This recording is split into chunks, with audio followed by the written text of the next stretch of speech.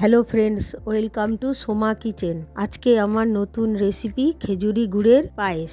আমাদের প্রত্যেক বাঙালির খুব প্রিয় ও পছন্দের একটা রেসিপি। মকর সংক্রান্তির দিনে এইভাবে একবার পায়েস বানিয়ে খেলে মুখে লেগে থাকবে।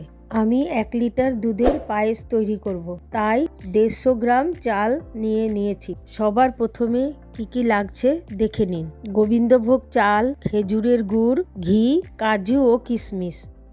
সবার প্রথমে গোবিন্দভোগ চালকে আমি একবার পরিষ্কার জল দিয়ে ধুয়ে নিয়েছি। গোবিন্দভোগ চালকে বেশি ধুতে নেই, এই চালের গন্ধ চলে যায়। এবারে গোবিন্দভোগ চালকে 1 চামচ ঘি দিয়ে মেখে রাখবো।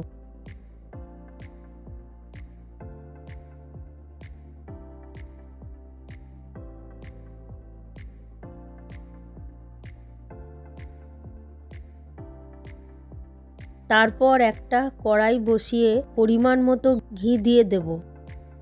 কাজু ও কিশমিশগুলো হালকা করে ভেজে তুলে নেব।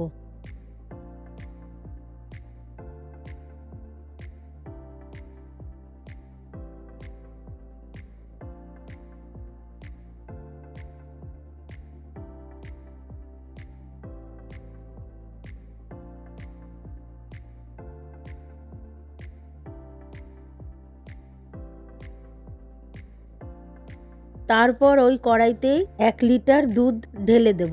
গ্যাসের ফ্লেমটা লোতে রেখে দুধটা জাল দিতে থাকবো আর খুন্তি দিয়ে বারবার নাড়তে থাকবো, তা না হলে দুধ উতরে পড়ে যাবে। যখন দুধটা একটু ঘন হয়ে ফুটতে থাকবে তখন ঘি মাখানো চালটা দুধের মধ্যে ঢেলে দেব। এবারে খুন্তি দিয়ে চালটাকে বারবার নাড়তে হবে, তা না হলে পায়েস কড়াইয়ের নিচে লেগে যেতে পারে। তারপর নাড়তে নাড়তে দেখতে হবে চালটা সেদ্ধ হলো কিনা। যদি চাল সেদ্ধ হয় তবেই মিষ্টি জিনিস দিতে হয়, তা না হলে চালটা সেদ্ধ হবে না। চাল সেদ্ধ হতে 15 মিনিট সময় লাগবে। চাল সেদ্ধ হওয়ার পর গুড়টা দিয়ে দেব। গুড়টা দিয়ে দেখব মিষ্টি হলো কিনা। আপনারা যে যেমন মিষ্টি খান তারা সেই পরিমাণ বুঝে মিষ্টি দেবেন। এবারে একটু নেড়ে মিশিয়ে নেব। কাজু ও কিশমিশ দিয়ে দেব।